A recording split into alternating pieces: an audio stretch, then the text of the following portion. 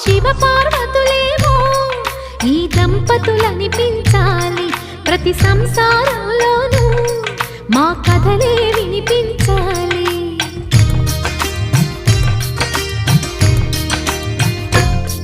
ఆ సిరిని శ్రీహరిని మా జతలో చూపించాలి శ్రీకాంతుల కొలువంటే